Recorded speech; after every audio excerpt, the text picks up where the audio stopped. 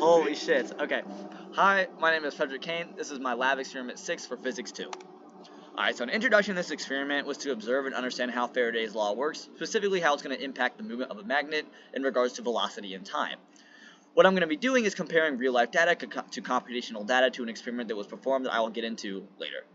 For a quick results, or a quick explanation of what we did, in the real-life experiment, we took a bar magnet that was oriented with north facing up and dropped it down an aluminum foil tube and did this 5 times and took an average of how long it took to fall all the way through the tube.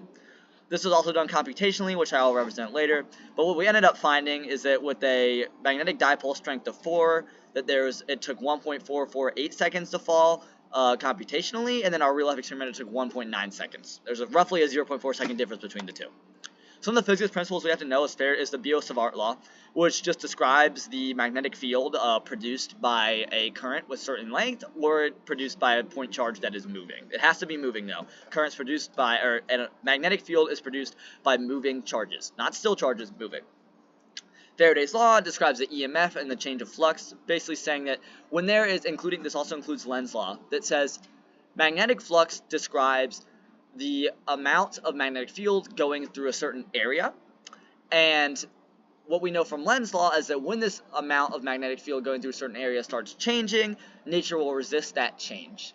So for example, when we drop a magnet through an aluminum foil tube and an induced current is created according to Faraday's law, then our magnet is going to experience a magnetic force and go typically slower. In more details in Faraday's law, what it does is, according to Lenz's law, because nature abhors the change of flux, it will create an induced current to counteract that, to bring it back to the original strength of the magnetic field. Basically, the whole goal is to reduce the falling speed of the magnet. So here's a real-life experiment photo of me dropping the magnet through the aluminum foil tube. Some of our measurements for it here that you can read. We identified our system to be the bar magnet and our surroundings to be gravity in the aluminum foil. So here's my computational aspect. See my name at the top right there. Got our initial conditions right here that I wrote down. These are going to be a little bit different what I had earlier. Then we've got some of our calculations. This was to create the tube as a series of rings, and it will technically approximate it as a series of rings with n length. Then we've got our mass and our magnetic dipole strength. Then we've actually got the function to calculate the magnetic field of the bar magnet, and the rest actually comes up to create this model. The results should be right under here, which I'll show you later, but this is what our computational part looks like as our bar magnet falls through the tube, which is this gray thing. Our results showed, like I said, a time of 1.448 seconds to fall through, with a difference, more specifically, of 0.412 seconds between the two. In this part of the experiment, the real-life experiment, it took an average of 1.9 seconds, as I said earlier, according to the videos we took. However, there's some error here, which I will get into right here.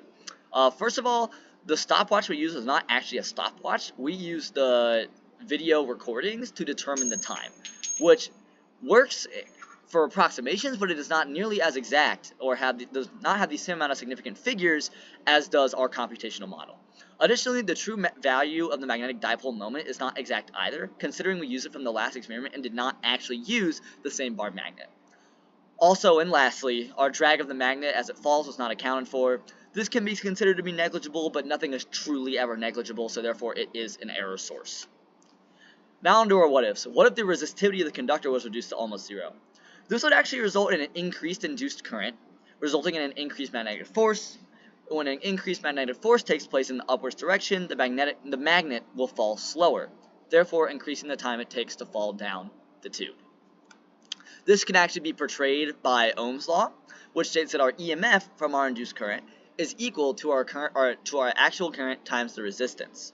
If our resistance is reduced to 0, then the strength of our magnetic force has to increase because the EMF would have to increase as well. What if holes or slots were cut in the tube? Well, the induced current will actually decrease. This is because the more holes there are, there will lead to a weaker magnetic force because there's less places for current to actually be induced and give strength. And the magnet will fall at a faster rate, leading to a smaller time. That's it for my physics lab. Hope you have a great day.